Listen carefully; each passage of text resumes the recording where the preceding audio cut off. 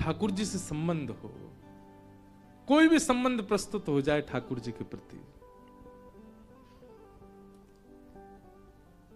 पुत्र मानो, पति मानो, भाई मानो, बंधु मानो, सखा मानो, गुरु मानो,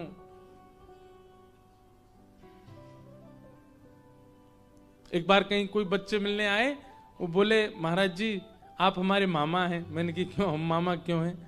हमारी माता जी ठाकुर जी को भाई मानती हैं, तो वे हमारे मामा, और आप ठाकुर जी के सखा हैं, इसलिए आप भी हमारे मामा हैं। हमने कहा बहुत बढ़िया। एक जगह एक व्यक्ति आया, वो बोला आप मेरे जीजा जी हो।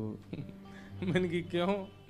हम किशोरी जी को अपनी बहन मानते हैं, और किशोरी जी ठाकुर जी की हैं, ठाकुर जी हमारे जीजा जी, और जीजा के भैया वो जीजा जी होते हैं। मैंने बहुत बढ़िया। संबंध मानो ठाकुर जी से कोई। हमारे पूज्य श्री नारायण दास भक्तमाली जी, बक्सर वाले पूज्य मामा जी, उनको सब मामा जी कहते थे। उनकी भी कृपा परिवार पर खूब रही। मामा जी से एक बार किसी ने कहा, बोले दुनिया आपको मामा जी कहती है, पर सिया जी आपको भैया मानती हैं, ये आपको पता है? ये प्रमाण है आपके पास कोई? तो मामा जी बोले इतने बड़े बड़े संत, इतने बड़े बड़े वैष्णव, इतने बड़े बड़े नाम जापक, अयोध्यावासी, वृंदावनवासी, ये सब मुझको मामा जी बोल करके इस बात को प्रस्तावित कर देते हैं, प्रस्तुत करते हैं कि सिया जी भी मुझे भैया ही मानती हैं, तभी संतों के मुख से मुझे मामा जी बुलवा रही हैं। इन संतों का वक्तव्य ही इस बात का प्रमाण है कि सिया जी मुझे अपना मामा मानती, भैया मानती, बक्सर वाले पूज्य मामा जी। तो संबंध ठाकुर जी के प्रति आपका होना चाहिए, और वह संबंध दिखावे का नहीं होना चाहिए। कई लोग दिखावा कर बैठते हैं। एक जगह मैं कहीं गया था किसी के घर, तो जिनके घर गया वो मुझसे बोले, आओ महाराज जी अपने बड़े बेटा से मिलवाऊं, ये मेरा छोटा बेटा, ये मेरा सबसे छोटा बेटा, ये मेरी छोटी बहू, ये सबसे छोटी बहू, बड़े बेटा से मिलने आपको चलना पड़ेगा, बहुत आलसी हो गया है। मैंने कहा भैया ऐसा कौन सा बेटा? वो ले गए मंदिर में, और ठाकुर जी, ये खड़ा मेरा बड़ा बेटा, और मेरी बहू है बगल में। मुझे थोड़ा सा पीड़ा हुई चित्त में। अब उनसे तो बोला नहीं मैं, पर मेरे मन में एक भाव आया कि अगर संबंध है तो प्रदर्शन नहीं होता। जिस संबंध का झंडोरा पीट दिया जाए, प्रदर्शन कर दिया जाए, दिखावा कर दिया जाए, वो प्रदर्शन, फिर वो संबंध शुद्ध नहीं रहता। आप महादेव को जिस दृष्टि से देखते हो, अपने तक गोपनीय रखो। जब लगे कि हाँ ये अनुभवी है और इसके सामने हम बता सकते हैं, वहीं कहिए। सब जगह बोलते मत घूमिए, सब जगह बताओ मत, नहीं तो रही मन धागा प्रेम का, मत टोरो चटकाए, टूटे से फिर ना जुड़े गांठ पड़ जाए। तो ये चटका करके तोड़ना एक प्रकार से प्रदर्शन करना प्रेम का, यह भी है।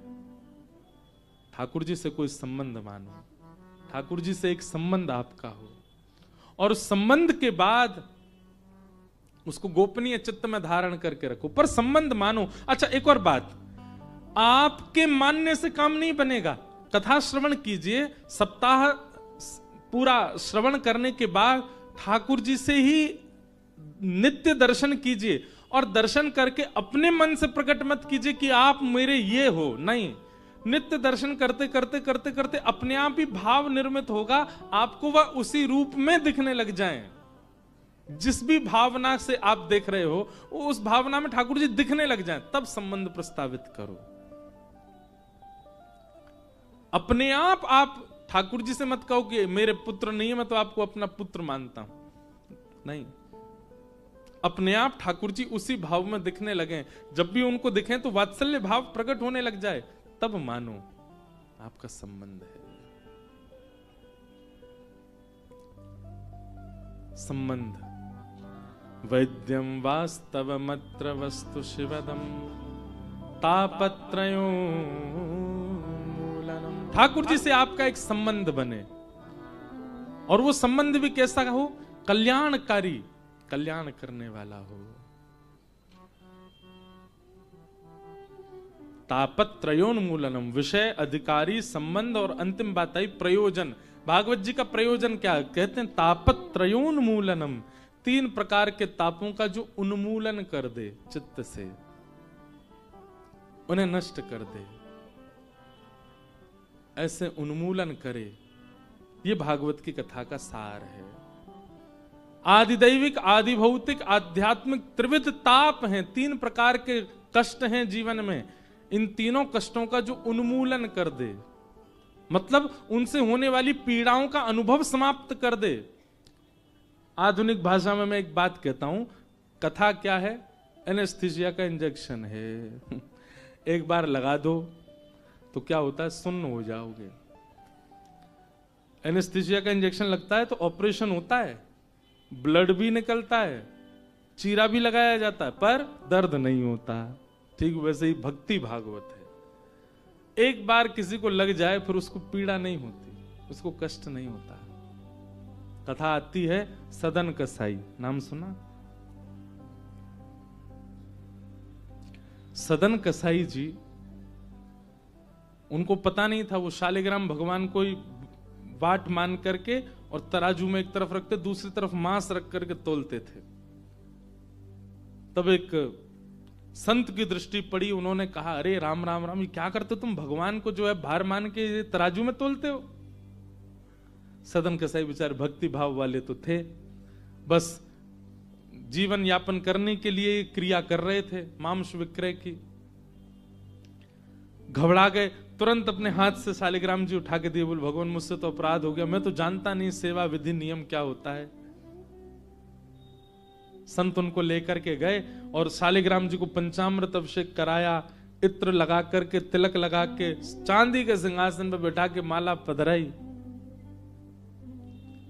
खीर का भोग लगाया। रात्रि में शयन जैसी महापुरुष ने किया, ठाकुर जी स्वप्न में प्रकट हो गए और रोने लगे। बोले जय जय, आप रो क्यों रहे? कोई अपराध हमसे बन गया क्या? बोले मेरा मन नहीं लग रहा है, ये चांदी का सिंहासन, ये इत्र की सुगंध, इससे मुझे आनंद नहीं आ रहा है। बोले तो फिर क्या करना है? बोले वो सदन कसाई के तराजू में लुढ़कने में मुझे बहुत आनंद आ रहा था, वहीं छोड़ के आओ, मेरा वहीं मन लग रहा था। महापुरुष गए, बोले जय हो ठाकुर जी, न जाने कौन से गुण पर दयानिधि रीझ जाते हैं। ये सारे नियम हमारे लिए ही हैं, शुद्धता का, अशुद्धता का, ये इसका उसका, खुद को जहां मन करता वहां जाते हो। लेकर के गए और सदन कसाई की दुकान पर पहुंचे तो सदन कसाई तो घबरा गया। बोले अरे आप ठाकुर जी को, बोले ले रखो इनको अपनी दुकान पे, इनको यही अच्छा लगता है। रात में ठाकुर जी स्वप्न में आकर के बोले मुझको तो सदन कसाई के तराजू में लुढ़कने में सुख मिलता है। उसी समय सदन कसाई ने सोचा, मैं इतना पापी, मैं इतना पातक व्यक्ति, मैंने क्या नहीं किया? मैंने एक मांस से तोला ठाकुर जी को। दुनिया अपना जीवन दान कर देते हैं ठाकुर जी को, और मैंने मार मार करके पशुओं को यहां चढ़ाया और उससे तोला ठाकुर जी से। और फिर भी ठाकुर जी ने ऐसी कृपा की मुझ पे कि एक संत के यहां जाके फिर लौट के आ गए मेरे पास। एक बार भी अवगुण जान करके, मेरा दोष जान करके मेरा त्याग नहीं किया ठाकुर जी ने। और मैं इस पापी पेट के लिए, परिवार के लिए अभी भी कसाई बना बैठा हूं। उसी समय अपने सारे बुरे कर्म त्याग दिए।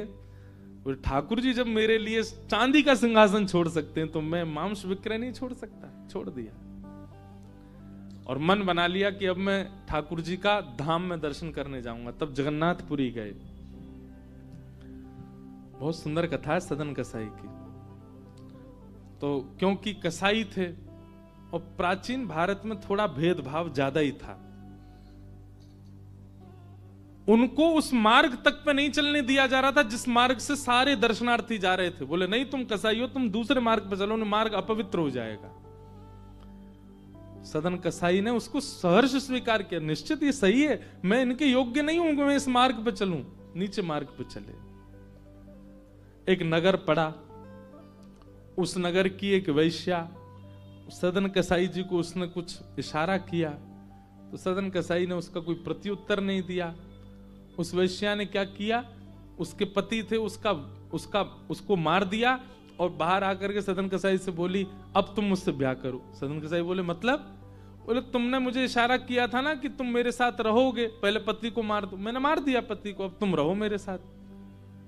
सदन कसाई बोले, मैंने तो ऐसी कोई कुछ नहीं किया, तुम क्यों? बोले, या तो मेरे संग रहो, नहीं तो मैं हल्ला कर दूंगी पूरे नगर में कि तुम ऐसा ऐसा कर रहे हो। सदन कसाई बोले, मैं सत्य का उपासी हूं, आप चाहे जो करो, अब आपके संग नहीं रहूंगा। उसने नगर में हल्ला किया, राजा को जाकर के शिकायत कर दी। राजा ने सदन कसाई को बंदी बना लिया। ये कब की बात है? जब सदन कसाई धाम की ओर जा रहे हैं। राजा ने कहा, आपने ऐसा किया? सदन कसाई बोले, मैं कितना भी सत्य बोलूं लेकिन प्रमाण मेरे पास नहीं है, इसलिए बात इन्हीं की मानी जाएगी, मेरी तो माननी नहीं।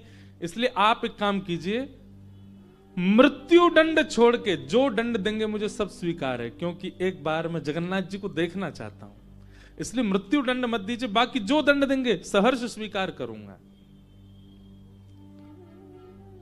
तो बोले, एक काम करो, इसके हाथ काट दो दोनों। जबकि सदन कसाई का कोई अपराध था नहीं, लेकिन वैश्या की मानी गई। जैसे ही कहा हाथ काट दो, सदन कसाई इतने प्रसन्न हो गए, अपने दोनों भुजा आगे करके बोले, अभी काट दीजिए। मैंने सुना है मेरे श्री जगन्नाथ भी बिना भुजा के हैं, मैं भी बिना भुजा के जाऊंगा। जब मेरे नाथ की भुजा नहीं है तो मैं भुजा। अब अभी तक मुझे लग रहा था शायद मैं अपूर्णता से जा रहा हूं, लेकिन आप मेरी भुजा अभी काट दीजिए, तभी मुझे अनुभव होगा कि हाँ, अब मैं पूर्ण होके जा रहा हूं, जैसे मेरे नाथ वैसा मैं। दोनों भुजा काट दी। क्या पीड़ा नहीं हुई होगी सदन कसाई को? लेकिन यही बात है, भक्ति जब अपनी चरम स्थिति में आती है ना, तो आपको सांसारिक और दैहिक पीड़ाओं का अनुभव होना बंद हो जाता है। आप उस पीड़ा की शिकायत दुनिया से नहीं करोगे कि ये कमी, ये पीड़ा, ऐसा।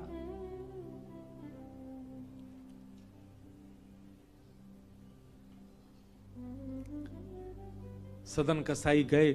जैसे ही जगन्नाथपुरी पहुंचे, महाप्रभु जगन्नाथ जी अपनी ब्रह्म वेदी पर झूमने लगे और झूमते हुए पुजारियों से बोले, मेरा एक परम वैष्णव भक्त आया है, उसको लाने के लिए पालकी भेजो। और पुजारी भी इतनी जल्दीबाजी में पूछा ही नहीं कि उसका रूप हुलिया कैसा, ये तो बताओ। पालकी लेके दौड़े, हजारों दर्शनार्थी आ रहे जगन्नाथपुरी। पालकी लेकर के पुजारी जन बोले, भैया जगन्नाथ जी ने पालकी भिजवाई है, कोई उनका परम वैष्णव भक्त आया है, कृपा करके वो पालकी में बैठ जाए। अब ये बात कही तो महाराज पालकी में बैठने वालों की भीड़ लग गई वहां पे। सब अपने गिनाने लगे, बोले हम 2 लाख नाम जप रोज करते हैं, हमसे बड़ा वैष्णव कोई नहीं होगा। कोई कहने लगा, हमने इतनी साधना करी है, इतना व्रत किया है, इतना नियम किया है। सब अपने क्रम गिनाने लगे। दूर खड़े सदन कसाई बोले, मैं तो महापातक हूं, मेरे लिए थोड़ी पालकी आएगी, मैं कोई श्रेष्ठ थोड़ा ही हूं। भीड़ इतनी लग गई, पुजारी दोबारा दौड़ के गए मंदिर में, बोले भगवान वहां तो लाखों की भीड़ लग गई पालकी में, अब आदमी पैदल जा ही नहीं रहे, तो कह रहे हम पालकी में ही जाएंगे। आप बताइए तो कौन सा है वैष्णव? तब जगन्नाथ जी बोले, वो मेरे जैसा ही होगा, उसके हाथ नहीं होंगे, मेरे जैसी भुजा होंगी उसकी, रक्त प्रवाहित हो रहा होगा, दूर खड़ा होगा अपने आप को पातक मान के, वही है। पुजारी जन जैसे ही दौड़ करके, मान लाखों की भीड़ खड़ी, दूर खड़े हैं बिना भुजा के सदन कसाई। पुजारी गए, बोले तुमको ही बुलाया जगन्नाथ जी ने। सदन कसाई इतना रोए पालकी में बैठते समय, बोले मेरे प्राण क्यों नहीं निकल रहे हैं? क्यों? क्योंकि मुझ जैसा अधम नहीं होगा इस संसार में। पर कृपानाथ की कृपा देखो, अभी भी चूक नहीं रहे हैं कोई कृपा करने में। और महाप्रभु जी के सामने जाकर के सदन कसाई ने जैसे ही दंडवत किया, ब्रह्म वेदी पर श्री जगन्नाथ जी ऐसे झूमने लगे। सदन कसाई को देख के आनंदित हो गए। कहने का अभिप्राय, वैद्यम वास्तव मत्र वस्तु शिवदम। ठाकुर जी से जब आपका संबंध हो जाता है, आप जिस संबंध का निर्वहन करते हैं, आप केवल उस संबंध का निर्वहन तनिक करेंगे, पूर्णता तो उसकी ठाकुर जी करते हैं।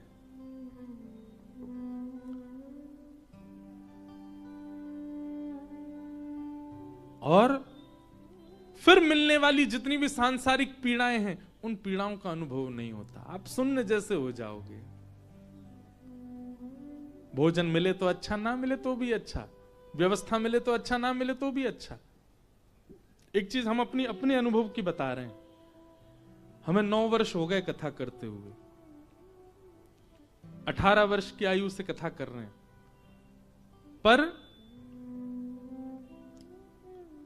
इन 8-9 वर्षों में एक बहुत आपके अंदर विश्वास जगे। केवल इसलिए बात कह रहे हैं, अपनी प्रशंसा में नहीं। प्रारंभिक काल की कथाओं की स्थिति में व्यवस्था पर ध्यान जाता था। हम कहीं जाएं तो हमको व्यवस्था ठीक मिले, घर में पले बड़े अच्छे घर में रहे, हम जहां भी जाएं हमको अच्छा ही मिले। जरा भी अच्छा व्यवस्था का कोई क्रम ऐसा होता था तो माँ को फोन करके बहुत रोता था मैं, कि मैं क्या बताऊं, यहाँ गीजर ही नहीं है, ठंडे पानी से नहाना पड़ रहा है। पहले तो रसोईया जी भी नहीं रहते थे साथ में, तो बेचारे जो बना देते वो पाना पड़ता था। बहुत कुछ देखा, मतलब इतना नहीं, सब कथा वक्ताओं ने बहुत कुछ देखा, पर हम अपनी स्थिति बता रहे हैं। पर ज्यों-ज्यों कथा क्रम में आगे आते गए, अब ये स्थिति है, बहु व्यवस्था से बहुत प्रसन्नता भी नहीं और सूक्ष्म व्यवस्था से परेशानी भी नहीं। अपने आप ये अनुभव कथा करते करते होने लगा। काशी में आप लोग इतना सब कुछ कर रहे हैं, इतनी व्यवस्था कर रहे हैं, अब अगली कथा में हमको कुछ ना मिले तो उससे हमको दुखी नहीं होंगे, प्रसन्नता ही है। सब जगह सम बुद्धि सम चित्त, यह जब तक आपका नहीं होगा, आप अपने आप को भजनानंदी मत कहिए, आप अपने आप को भक्ति पथिक मत कहिए कि आप व्यवस्थाओं पर दृष्टि डालते हैं। हर स्थिति में सम का भाव आपके चित्त में आवे तो ही मानिए कि आप तापत्रयोन्मूलनम, आप भक्ति पथिक हो, वैष्णव हो।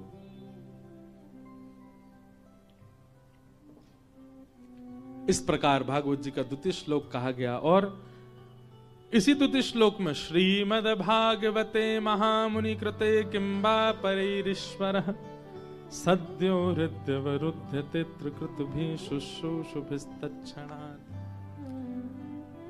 भागवत जी में तो कहते हैं कि जैसे ही आपको पता चला कि काशी में कथा होने वाली है और आपने उसी समय मन बनाया कि मैं कथा सुनने जाऊंगा, जैसे ही आपने मन बनाया मैं कथा सुनने जाऊंगा, उसी क्षण श्री राधा रमण चित्त में आ गए।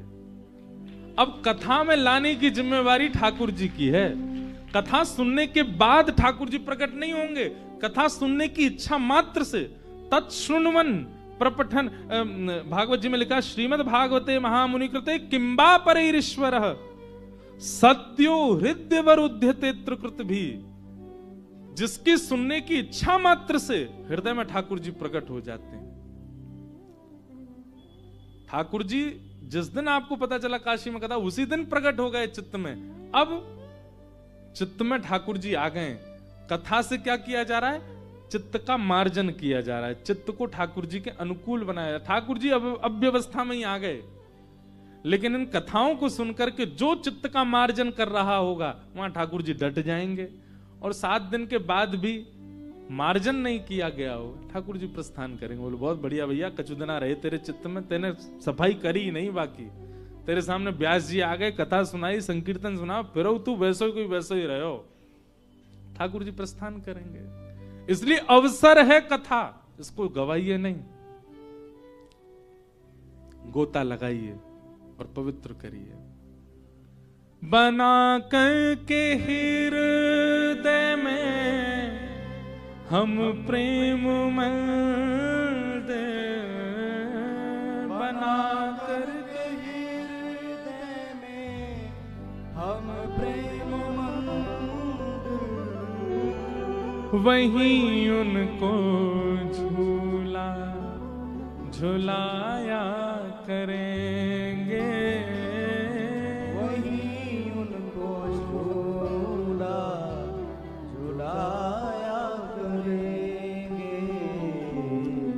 कन्हैया कन्हैया पुकारा करेंगे,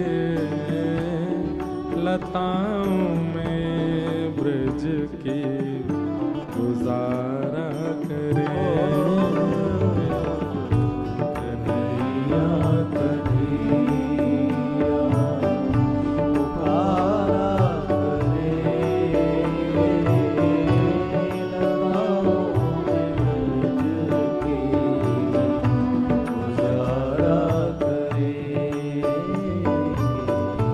कन्हैया कन्हैया पुकारा करेंगे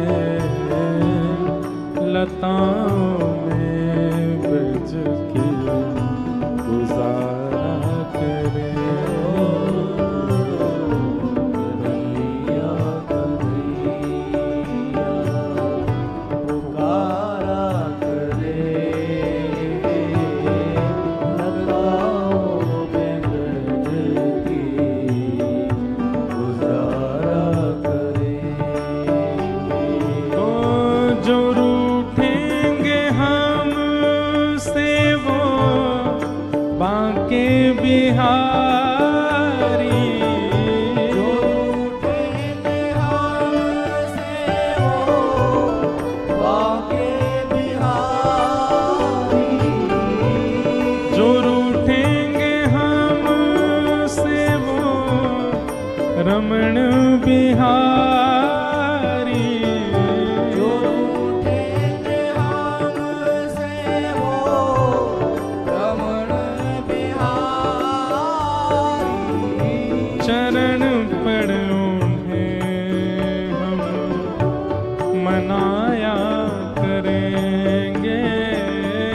शरण पड़ उन्हें हम मनाया ओ करेंगे। चरण पड़ उन्हें हम मनाया करेंगे। शरण पड़ उन्हें मनाया करेंगे। कन्हैया कन्हैया पुकारा करेंगे लताओं में बच के गुजारा करेंगे। कन्हैया कन्हैया पुकारा करेंगे लताओं में ब्रज की गुजारा करेंगे। कथाओं की दो पद्धति बताई जाती, एक तो नारद पद्धति और एक व्यास पद्धति। व्यास पद्धति की कथा में संकीर्तन नहीं होते, कीर्तन नहीं होते, केवल कथा। और व्यास पद्धति की कथा में कथा विश्राम भी नहीं होती। एक दिन प्रारंभ हुई, अब वो 9 दिन तक अनवरत चलेगी, अखंड रामायण पाठ की तरह। लेकिन नारद पद्धति में श्रोता वक्ता के अनुकूल से कथा प्रारंभ होती है, दोनों की अनुकूलता से कथा विश्राम होती है। कीर्तन भी होते हैं, संकीर्तन भी होते हैं, करताल भी होती है, नृत्य भी होता है, सब होता है। इसलिए नारद पद्धति की कथा है, करताल बजा करके कीर्तन का सम्मान करो, कीर्तन का भाव करो। कन्हैया कन्हैया पुकारा करेंगे लताओं में ब्रज के गुजारा करेंगे। कन्हैया कन्हैया पुकारा करेंगे लताओं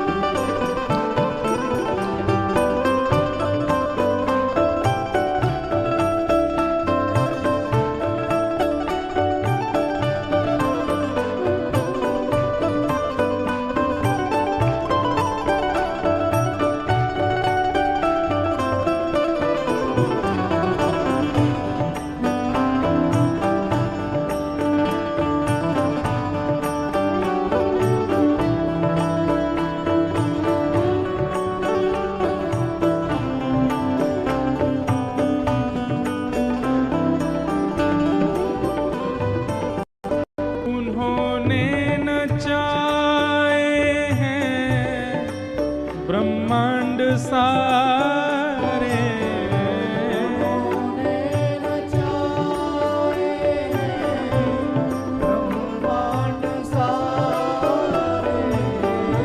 उन्होंने नचाए हैं ब्रह्मांड सारे।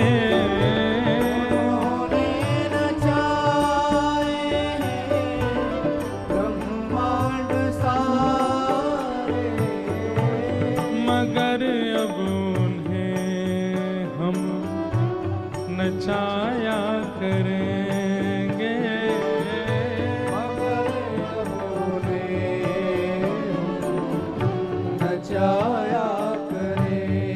कई लोग इस भाव पर कह सकते हैं कैसी बात है, ठाकुर जी को नचाने की बात कर रहे हैं मंच से बैठ करके। हम नहीं कह रहे, रसखान कह रहे हैं। ताही अहीर की छोहरिया छचिया बरी छाछ पे नाच नचायो। त्रिलोकीनाथ जगन्नाथ पति को ब्रज की गोपियां क्या करती हैं? जैसे ही ठाकुर जी यशोदा मैया के साथ यमुना तट पे जाते हैं, छोटे से नन्हे से गोपाल जी, तो गोपियां अपने घर की खिड़की में खड़ी हो जाती हैं और हाथ में मक्खन लेकर के ऐसे मक्खन वाला हाथ बाहर निकालती हैं। दूर से मैया को पल्लू पकड़ करके चले आ रहे ठाकुर जी की जैसी दृष्टि पड़ती है, सो ठाकुर जी मक्खन देख के मुंह गीला हो जाता है।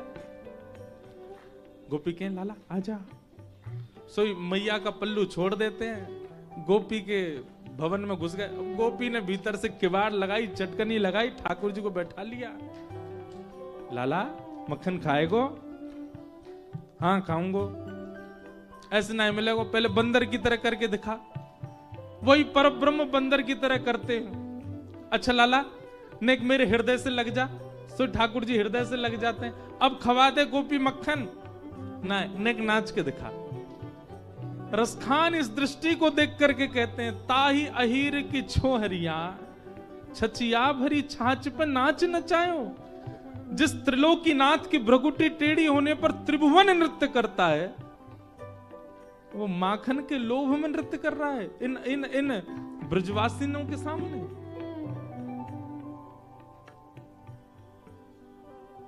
नाव में बैठ गए केवट की। राम जी बोले पल्ली पार लगाओ। केवट बोला हाँ चलो। जैसे लेकर के गए, पार उतरने का समय आते ही केवट ने नाव फिर घुमा दी। लक्ष्मण जी क्रोध में भर गए, पार आ गई थी तुमने क्यों घुमाई? बोले नहीं बस अभी लेके चलता हूं। इस पार आए फिर घुमा दी, फिर लेकर के उस पार गए, पार आती फिर घुमा दे। सीता जी को भी नेक थोड़ा सा मन में भाव आने लगा, ये क्या कर रहा है। लक्ष्मण जी को भी क्रोध आए। राम जी बोले भैया इतनी देर हो गई, तुम हमको पार क्यों नहीं लगा रहे हो? इतनी देर से तुम बार बार ले जाते हो, किनारा आती फिर बीच में ले आते हो। केवट जोर से आता, इतने में ही थक गए? और खुद जो हमको 84 लाख में बार बार नचाते रहो, तो तब आपको नहीं लगता बिल्कुल भी कि बेचारा जीव है, कभी उसको कुछ कभी कुछ कभी कुछ कभी कुछ।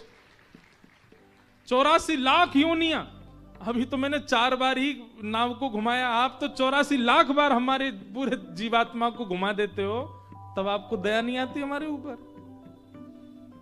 राम जी मन मन प्रसन्न हो गए। ये ऐसे हठीले भक्त मुझे बहुत अच्छे लगते हो, ठाकुर जी से भी थोड़े हट कर लेते हैं।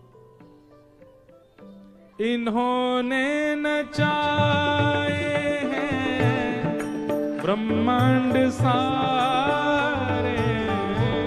इन्होंने नचाए हैं ब्रह्मांड सारे। मगर अब इन्हें हम नचाया करेंगे। मगर अब इन्हें हम नचाया करेंगे। ओ मगर अब इन्हें हम नचाया करेंगे।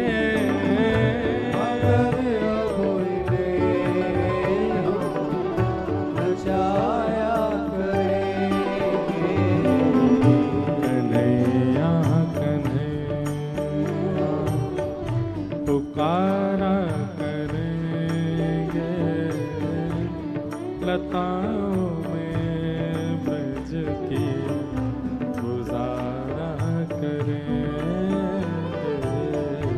कन्हैया कन्हैया पुकारा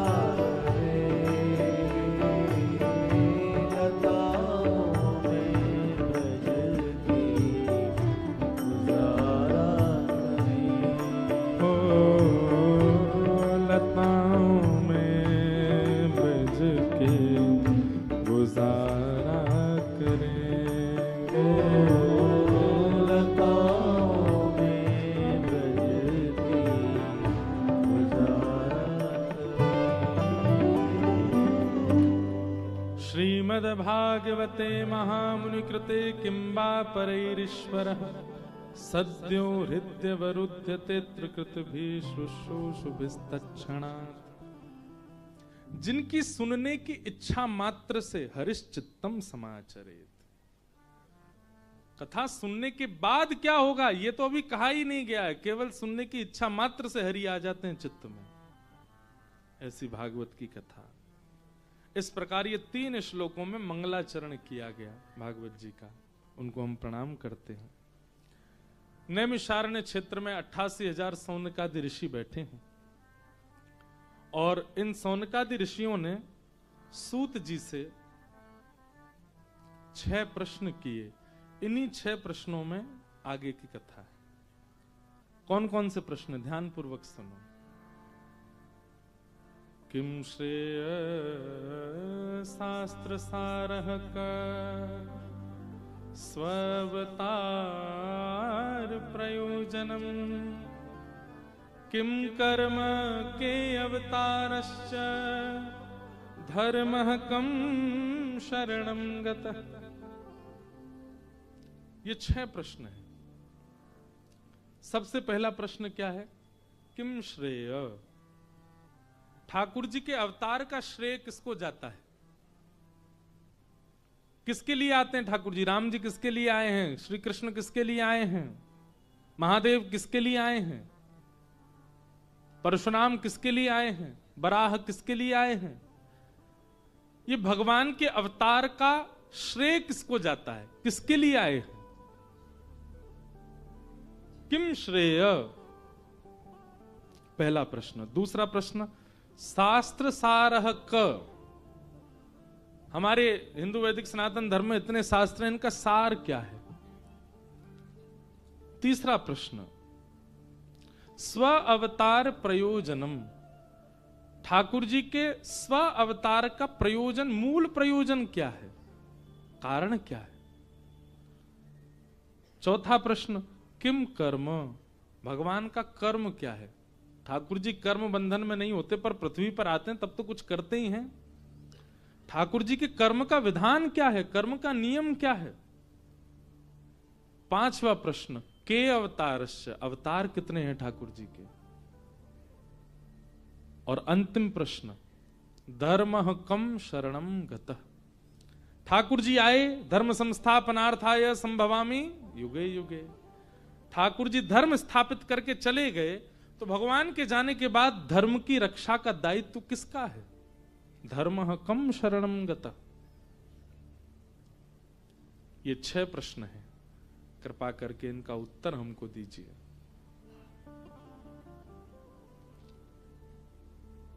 सबसे पहली बात, किम श्रेय। ठाकुर जी के अवतार का श्रेय किसको जाता है? इसका उत्तर भगवान ने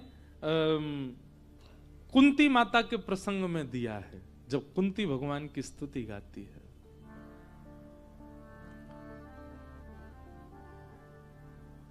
भगवान कहते हैं मेरा अवतार किसी राक्षस वध के लिए नहीं है, केवल एक लीला प्रस्तुत करके आगामी जनमानस को उस लीला के द्वारा जीवन में संभलने संवरने के कुछ तरीके, तौर तरीके बताने के लिए होता है।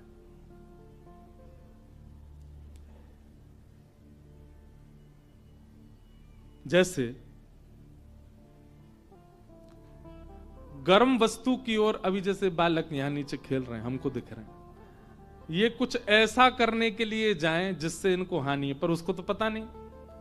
तो कई बार माता पिता क्या करते हैं, जैसे गर्म चीज की ओर बालक जाए बार बार जाए ना माने तो माँ क्या करती है, उस गर्म वस्तु की ओर खुद जाती है और बालक को देखो देखो और छू के फिर करती है, ताता ताता लग गई। तो बालक को पता चल जाता है कि इधर ताता है, इधर हमको जाना नहीं है। और फिर कोई और भी जाता है ना तो बालक उसको बोलता है नहीं ताता, दूसरों को भी रोक देता है, यहां मत जाओ। ठीक वैसे ही ये संसार हम मानवों को ऐसा प्रतीत होता है कि यहां सब चीज हमारे लिए है। ठाकुर जी हमसे पहले आकर के लीला करके हमारे लिए कई नियम बताए जाते हैं। ये संसार सब लगेगा अपना सा, पर यहां भाई के प्रति, पत्नी के प्रति, पिता के प्रति, मां के प्रति, शत्रु के प्रति संबंध कैसे हो, नियम कैसा हो, व्यवहार कैसा हो, इसलिए ठाकुर जी स्वयं लीला करके जाते। उनको लीला की आवश्यकता नहीं, पर वो करते हैं ताकि हम सावधान हों। कितनी प्रसंगों से प्रस्तुतिकरण ही होता है। कथा तो सबको पता है, कथा क्रम मानस जी सबको याद हैं, भागवत जी के कई प्रसंग सबको याद हैं, पर उन प्रसंगों से हर बार कुछ न्यूतन, कुछ नया सीखने को मिलता है। इसीलिए तो लीला की है ठाकुर जी ने। सती चरित्र का प्रसंग जब सुनते हैं तो वहां महादेव ने सती का त्याग किया। क्यों किया सबको पता है, कथानक सबको पता है। प्रभु श्री राम की परीक्षा लेने के लिए गई, वो भी सीता जी का रूप धारण करके गई, पर तीसरी गलती क्या कर दी, झूठ और बोल दिया। करहि प्रणाम तुम्हारी नाइन, आपकी तरफ से और पास से जाके प्रणाम किया मैंने। तो इन सब के पीछे कारण क्या था? याज्ञवल्क मुनि के यहां से कथा सुनकर के निकले महादेव, और कथा सुन के निकले हैं, थोड़ी देर बाद ही वही राम जी दर्शन दे रहे हैं। महादेव उनको भाव से देख रहे हैं और सती उनके प्रति प्रश्न चिन्ह उठा रही हैं। ये परमात्मा कैसे हो सकते हैं, ये इस प्रकार विरह में कैसे आ सकते हैं? ये अपराध सती जी के जीवन में ये उनकी दृष्टि में क्यों बना, जबकि वो तो कथा सुन के आई थी? क्योंकि कहीं ना कहीं वक्ता के प्रति जो समर्पित सम्मान होना चाहिए था वो सती जी का नहीं हुआ था। याज्ञवल्क जी ने जब पूजन आदि किया महादेव और सती का, तो सती जी को लगा हम इनसे कथा सुनने आई हैं, जो उल्टा हमको ही प्रणाम कर रहे हैं, ये हमको क्या कथा सुनाएंगे। और इसी भाव के कारण ये सारे अपराध बनते चले गए। वक्ता के प्रति समर्पण। हम तो एक बात कहते हैं, 3 घंटा बाद जब हम कथा करके उतरे ना, हमको मित्र ही मानो, हमको सखा ही मानो, हमको भाई मानो, हमको बंधु मानो, हमारी एक बात मत मानो। पर जब यहां व्यास मंच पे बैठ जाएं, उसके बाद जब तक बैठे हैं तब तक जो जो कह रहे हैं सबको ध्यानपूर्वक सुन लो, क्योंकि ये मैं अपनी सत्ता से नहीं बोल रहा हूं, ये व्यास मंच की ऊर्जा ही बोलती है, और ये आपके लिए, आपके अनुकूलता के लिए बोलती है। कई बातों पर आपका शायद मन भी ना लगे कि ये विषय कोई इतना हमारे लिए रोचक नहीं, पर इन हजारों में किसी के लिए वो वक्ता की वाणी से व्यास मंच ही निकलवाता है। ये मैंने अनुभव किया। वक्ता सोच समझ के नहीं बोलता, श्रोता की जिज्ञासा व्यास मंच अपने आप बुलवाता है वक्ता से। और उसके प्रति समर्पण ना हो तो वही अपराध बनेंगे जो सती जी से बने। सबसे पहला अपराध, हरि सन्मुख होते हुए भी हरि को पहचान नहीं पाओगे, पहला अपराध। दूसरा अपराध, हरि की परीक्षा लेने में, हरि को परखने में, तार्किक रूप धारण करने में आपको विलंब नहीं होगा। ऐसा कैसे हो सकता है, ये कैसे हो सकता है? ये प्रश्न चिन्ह आपके चित्त में कथा सुनने के बाद भी तार्किक प्रश्न प्रकट हो रहे हैं, इसका मतलब वक्ता के प्रति आपका समर्पण नहीं था, इसलिए आप तर्क बुद्धि से परब्रह्म को देख रहे हो। तो पहला अपराध क्या बनेगा? हरि सन्मुख होते हुए भी भाव नहीं जगेगा। दूसरा, तार्किक प्रश्न चित्त में प्रकट होने लगेंगे। और तीसरा, असत्य संभाषण। झूठ बोलने में, गुरु सन्मुख जाकर के भी आपको लज्जा नहीं होगी, झूठ बोलने में भी आपको भयभीतता नहीं होगी, आप बोल दोगे।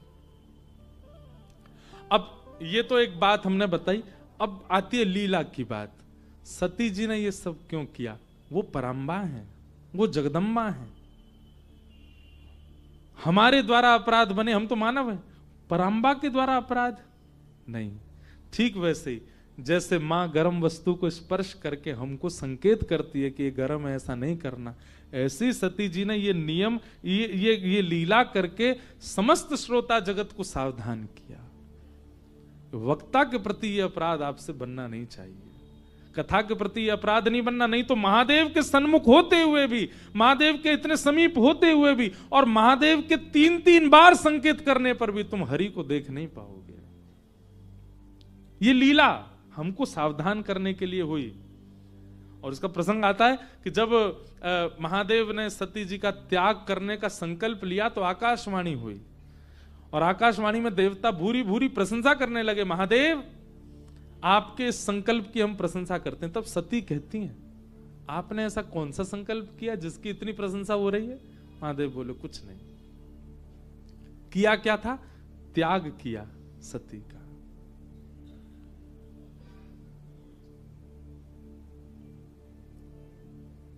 एक होड़ लगी है नारायण में और हरि में, हरि में और हर में, एक दूसरे के कौन बड़े सेवक। नारायण तो अपना प्रस्तुत कर चुके हैं, पर हर को ये चिंता है कि मैं ज्यादा बड़ा सेवक कहलाऊं हरि का। और जब ये बात सती को पता चली तो उन्होंने कहा कि ये तो तभी प्रस्तुत हो सकता है जब बहुत बड़ा त्याग महादेव करें, और महादेव के सबसे हृदय के समीप मैं हूं। यदि मेरा त्याग ये हरि के लिए करें तो ये सबसे बड़े उपासक माने जाएंगे। इसलिए सती जी ने पूरा लीला क्रम किया ताकि महादेव त्याग करें और महादेव सुव्यवस्थित हो जाएं सबसे बड़े हरि उपासक के रूप में। अब सब लीलाएं हैं, इन लीलाओं से बहुत कुछ घटता है।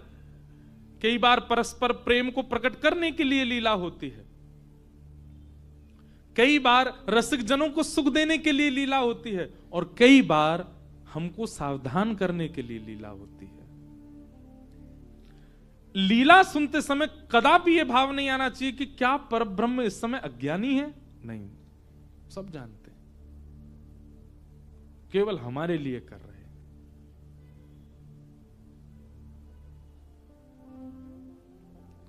अब ये तो थी सावधान करने वाली लीला, ये तो थी महादेव को प्रसन्न करने वाली लीला।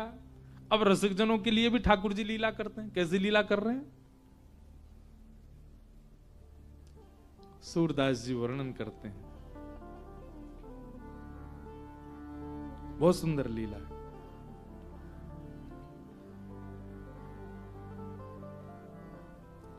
गाएंगे नहीं, केवल सुना देते हैं।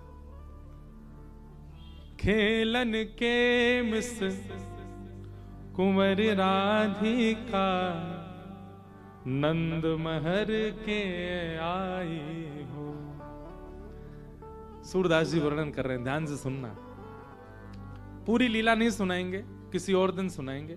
ठाकुर जी और किशोरी जी का प्रथम मिलन हुआ यमुना तट पर, और यमुना तट पर मिलने के बाद ठाकुर जी पहली बार मिले किशोरी जी से। और वैसे तो नित्य दोनों संगी रहते हैं, पर हम रसिकों को सुख देने के लिए एक प्रथम मिलन की लीला का विस्तार किया।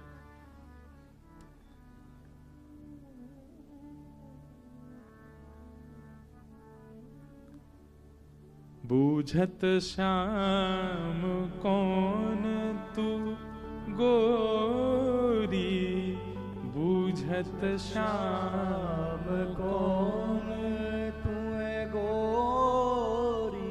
ठाकुर जी पूछ रहे हैं, अरे तुम कौन की लाली हो, नेक्सी सी हो, जा वन में अकेली काय को घूम रही हो, तुम कौन की पुत्री हो, पहले तो मैंने तुम कभी देखी ना। तब किशोरी जी, सूरदास जी का पूरा पद है, पर किशोरी जी कह रही हैं कि मैं वृषभानु जी की लाली हूं और मैं खेलवे के काज यहां आई हूं। ठाकुर जी बोले हमारे संग खेल लो। तो फिर सूरदास जी की पंक्ति में किशोरी जी कहती नहीं, हम आपके संग नहीं खेलेंगे। क्यों? हमने सुनी है कि यहां गोकुल में एक नंद बाबा हैं। ठाकुर जी बोले अच्छा, उनका एक चोर लाला है, वो चोरी करता है, और पता नहीं वो काय बात की चोरी कर ले जाए, या हमारे हमें पता तो नहीं आप कौन हो, या हमारे आपके संग नहीं खेलेंगे। ठाकुर जी बोले झूठी झूठी बात फैला रखी, वो नंद जी को लाला वो तो बड़ा सुधरो भयो है, बहुत बढ़िया है, वो तो वो ऐसा ना है। अपनी प्रशंसा ठाकुर जी कर रहे हैं, बहुत विस्तृत पूरी 4 घंटे कथा हो जाए, इतनी बड़ी लीला है, तो शॉर्ट में हम सुना रहे हैं। लेकिन ठाकुर जी से जो चर्चा हुई, उस चर्चा में ठाकुर जी ने नेत्र ऐसे घुमाए कि श्री जी को अब ठाकुर जी दिख रहे हैं सब जगह। श्री जी जाते जाते बोले, अच्छा अपना नाम तो बताओ। ठाकुर जी बोले, कुंवर कान, मेरा नाम कहा है कुंवर कान। श्री जी नेक दूर गई, फिर अरे मैं तो भूल गई, कहा नाम बतायो। अरे श्यामाजू, ये कहा है बताइयो। बोले कान। बोले यही कुंवर कान मेरा नाम है, जब भी कान पकड़ो मेरा नाम भूल जाओ तो यही पकड़ कहियो कुंवर कान। श्री जी बोले ठीक है। ठाकुर जी ने अपने पता वता सब बता दिए, कभी खेलने आने को मन हो आ जाइयो। तब सूरदास जी एक पंक्ति का वर्णन कर रहे हैं, खेलन के मिस कुंवर राधिका नंद महर में आई हो। किशोरी जी खेलने आई हैं, सकुच सहित मधुरे करी बोली घर में कुंवर कन्हाई हो। ठाकुर जी द्वार पर आ गई हैं किशोरी जी, और द्वार पर आकर के संकोच में छोटी सी श्यामा जो पूछ रही है, अरे कुंवर कन्हैया, कुंवर कान, ये कुंवर कन्हैया कोई घर है, वो यहां है कि नहीं है। आहा, सुनत श्याम कोकिल समबानी, सुनत श्याम कोकिल समबानी, निकसे अति अतुराई हो, निकसे अति अतुराई हो। जैसी सुनी शब्द सुनकर के महाराज अतुराई मतलब स्थिति को संभाले भी नहीं। जैसे कोई घर मेहमान आ जाए, हम बाल बाल ठीक करते हैं, मुंह ठीक कर, ऐसे नहीं, जा स्थिति में वही में भागे ठाकुर जी मिलने के लिए। और क्या कह रहे हैं सूरदास जी, माता सो कछु करत कलह है। ठाकुर जी जब श्री जी आई हैं द्वार पे, उस समय मैया से लड़ रहे थे, यशोदा मैया थे। काय बात पे लड़ रहे? बोले मैया अब मेरी उम्र है गई है, मेरा ब्याह कराए दो। मैया बोली कितने साल को है तू? मैया 3.5 वर्ष को है, अब का बुढ़ापे में करूंगा ब्याह, अब मैया करा दे मेरा ब्याह। मैया बोली लाला तू इतना बड़ा हो? हाँ मैया देख कछु महीना पहले तक मुंह पे चलवो ना आ तो अब चलन लगो, बोलनो ना आ तो बोलन लगो, खान लगो, नहान लगो। अब मैया मैं पूर्ण योग्य है गया हूं, अब मेरा ब्याह कराए दे। या बात पे लड़ रहे मैया थे। वही समय किशोरी जी आ गए। सूरदास जी कहते हैं, माता सो कछु करत कलह है। मैया से लड़ रहे थे ठाकुर जी, लेकिन किशोरी जी को देखते ही कहा बोले रीस डारी बिसराई हो। श्री जी को देखते ही सबरे अपने क्रोध विरोध भूल गए, ऐसे मीठे बन गए जैसे गुस्सा कर वो जाने ही नहीं है। आहा, इतने में यशोदा मैया आई। ठाकुर जी मूढ़ा लेके, मूढ़ा समझते हैं, एक छोटा होता बैठने का मूढ़ा। ठाकुर जी तुरंत मूढ़ा लेके आ, मैया ले बैठ जा। मैया बोली अब ही तुम तो इतना लड़ रहे हो, अब इतना सेवक बन गो मेरो। कौन है जी छोरी है प्यारी सी खड़ी का सामने? ठाकुर जी कह रहे हैं, मैयारी तू इनको चिन्हत बारंबार बताई हूं। यशोदा मैया पूछ तो किशोरी जी से नहीं है, लाली तू कौन है? मैया पूछ किशोरी जी से रही है, उत्तर ठाकुर जी दे रहे हैं। मैया कह रही लाली तू कौन? मैया जी ब्रजभानु जी की लाली है। कौन से गांव में रे? ठाकुर जी मैया जी बरसाने में रे वे। तू कितने बरस की है? मैया मुझे 1 साल ही बड़ी है। तू चुप रह जाएगा नेक देर, तू क्यों बोल रहा हो? मैं बात पूछ रही हूं। ठाकुर जी अपने आप ही उत्तर दे रहे हैं। अब ये लीला ये किसी को सिखाने के लिए नहीं है, ये रसिकों को सुख देने के लिए। हमारे ब्रज के रसिक जन, अरे रसिकन की छोड़ो, महादेव वो इन्हीं लीलाओं में ही डूबे रहते हैं। श्यामा श्याम पर ब्रह्म होने के बाद भी ऐसे समत्व भाव में आके लीला कर रहे हैं। मैया बोली यहां पे आ, बहुत देर है गई तो, इतनी देर तक यही को तो कैसे मिली जी, तो कहां को मिली बताइयो ने। तब ठाकुर जी कह रहे हैं, जमुना तीर के लही में भूल्यो, बाह पकड़ ले आई हो। जय हो। ठाकुर जी क्या कह रहे हैं, भैया कल जमुना के तट पे खेलते खेलते मैं नंद भवन को रास्ता भूल गो, तब मेरो हाथ पकड़ के जय मुंह को लेके आई कि जय आपको घर, यहाँ है नंद भवन। अब मैया परोपकार करने वाले के प्रति तो सदा न्योछावर रहना चाहिए। कल अगर जे मुंह को लेके नहीं आती मैया, जन कहां खो गए हो तो, कौन बाबा जी मुंह को झोली में डाल के ले गए हो तो, मैया तू बिना बेटा की है जाती। इन्हीं की कृपा से कल मैं घर आयो मैया।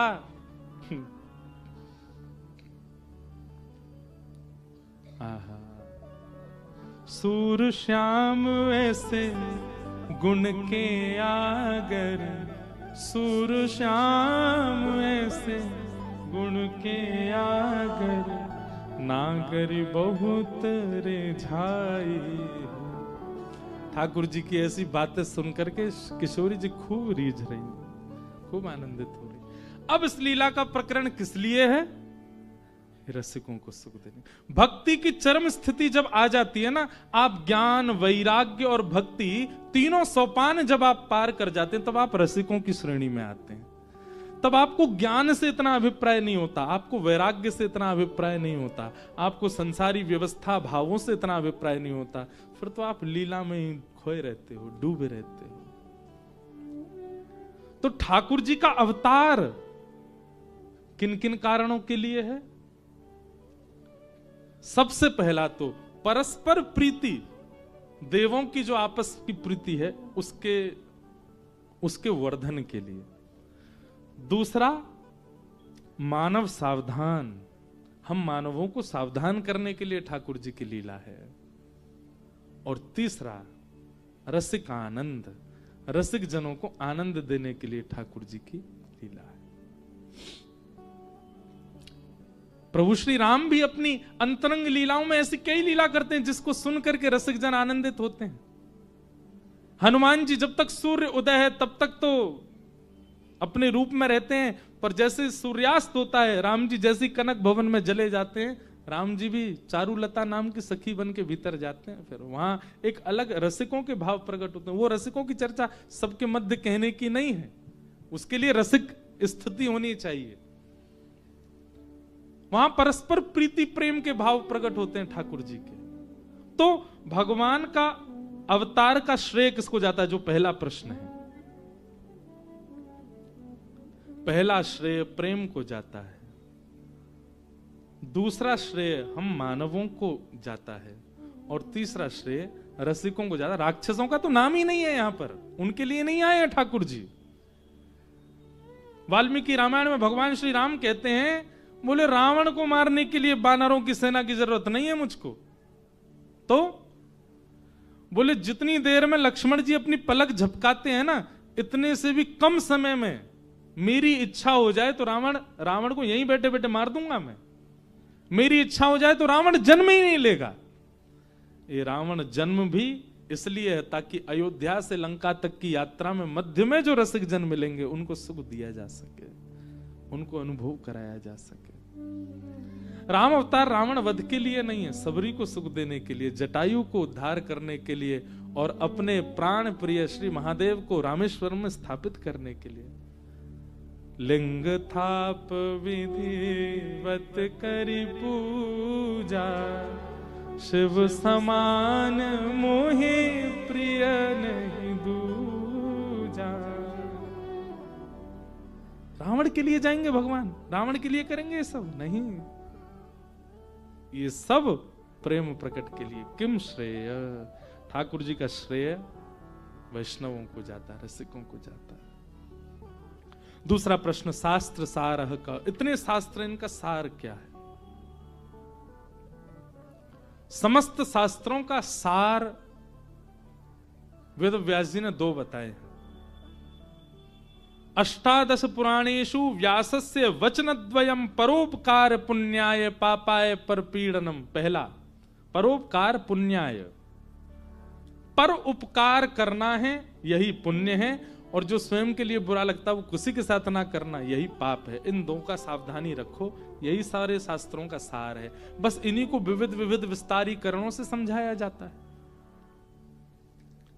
तीसरा स्व अवतार प्रयोजनम। भगवान के कभी मत्स्य अवतार, कूर्म अवतार, कच्छप अवतार, नृसिंह अवतार, जब सारी क्रिया मानव बन के की जा सकती थी तो भगवान फिर जीव जंतुओं का रूप धारण करके क्यों आए?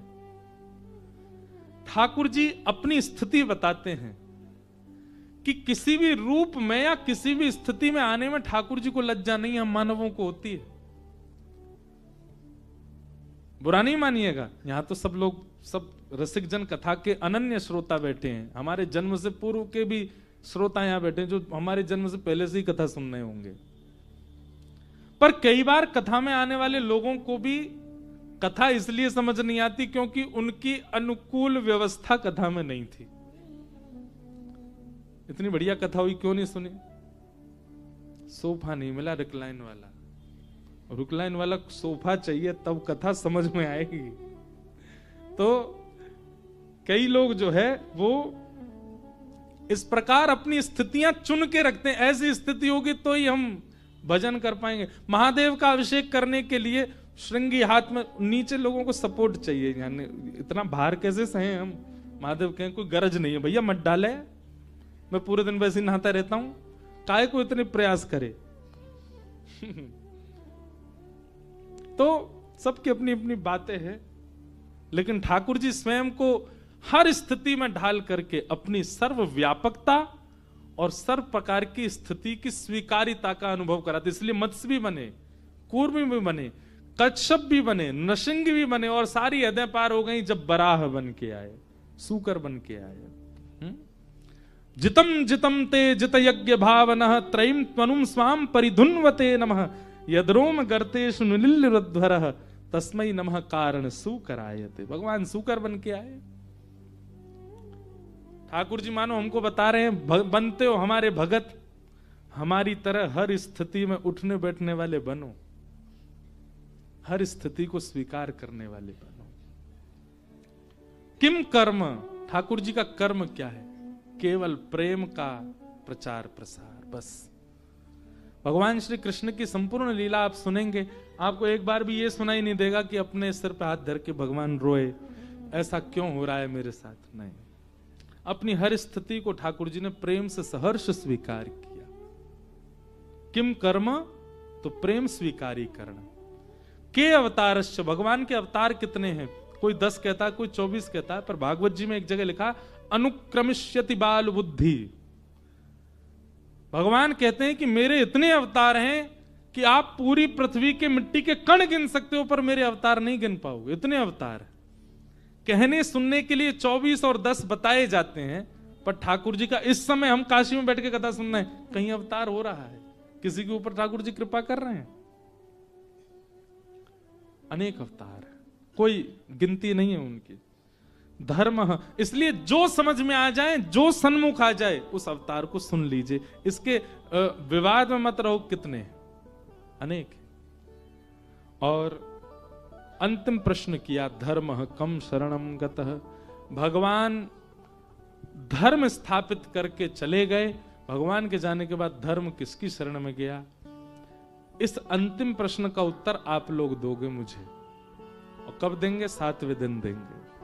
जिस दिन कथा विश्राम होगी तब तक हम कथा सुनाएंगे, सब प्रकार के भाव कहेंगे, और अंतिम प्रश्न का उत्तर आप देंगे। धर्म कम शरणम गतः। आज धर्म किसकी शरण में है? भगवान के जान। उत्तर तो वैसे भी पता है सबको, पर फिर भी एक होमवर्क है 7 डेज का। आज के मंगल कथा को मंगलाचरण और प्रारंभ के साथ यहां विश्राम देते हैं।